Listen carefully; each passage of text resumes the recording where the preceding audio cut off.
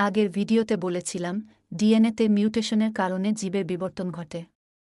আজ আমরা জানব জেনেটিক ইঞ্জিনিয়ারিং ও বিবর্তনের কিছু প্রমাণ।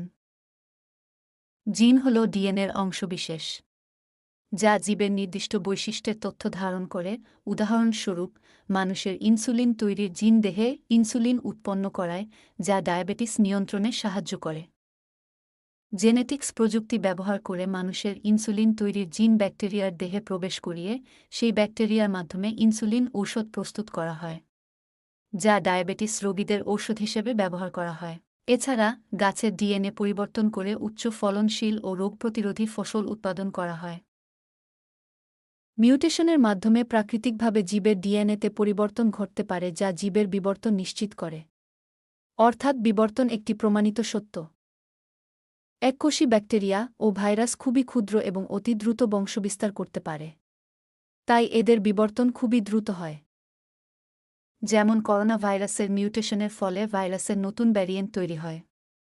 এসব নতুন ভ্যারিয়েন্ট হল ভাইরাসের পরিবর্তিত প্রকার, অর্থাৎ দ্রুত বিবর্তিত হয়ে ভাইরাস এমনভাবে বদলে যেতে পারে যেন বিদ্যমান ভ্যাকসিন এদের ধ্বংস করতে না পারে। বারবার অ্যান্টিবায়োটিক ব্যবহারের ফলে কিছু ব্যাকটেরিয়া টিকে গিয়ে মিউটেশনের মাধ্যমে নতুন রূপ ধারণ করে। এ প্রক্রিয়ায় তারা অ্যান্টিবায়োটিক প্রতিরোধী হয়ে ওঠে, যাকে অ্যান্টিবায়োটিক রেজিস্ট্যান্স বলা হয়। যখন কোনো জীব পরিবেশের সাথে খাপ খাইয়ে নিতে পারে না, তখন তারা বিলুপ্ত হয়ে যায়। টিকে থাকার জন্য জীব ক্রমাগত পরিবেশের সাথে মানিয়ে নেওয়ার চেষ্টা করে, আর এই প্রক্রিয়ায় তাদের ডিএনএতে পরিবর্তন ঘটে। যারা এই জীবন সংগ্রামে ব্যর্থ হয়, তারা পৃথিবী থেকে বিলুপ্ত হয়ে যায়। উদাহরণস্বরূপ, বিশালদেহী ডাইনোসররা পরিবেশের সাথে খাপ খাইয়ে নিতে না পারায় বিলুপ্ত হয়ে গেছে। অন্যদিকে তেলাপোকা ৩০ কোটি বছর ধরে টিকে আছে, কারণ তারা ছোট আকারের হওয়ায় সহজেই পরিবেশের সাথে মানিয়ে নিতে পেরেছে, ফলে ৩০ কোটি বছরে তাদের খুব বেশি বিবর্তন ঘটেনি। বিবর্তন ও টিকে থাকার এই প্রক্রিয়া বিজ্ঞানী ডারউইনের প্রাকৃতিক নির্বাচন তত্ত্বে সুন্দরভাবে ব্যাখ্যা করা হয়েছে।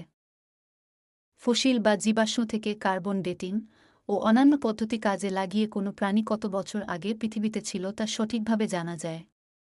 ৪৬০ কোটি বছরের ইতিহাসে পৃথিবী থেকে লক্ষ লক্ষ প্রজাতির গাছপালা ও জীব বিলুপ্ত হয়ে গেছে, রেখে গেছে তাদের চিহ্ন।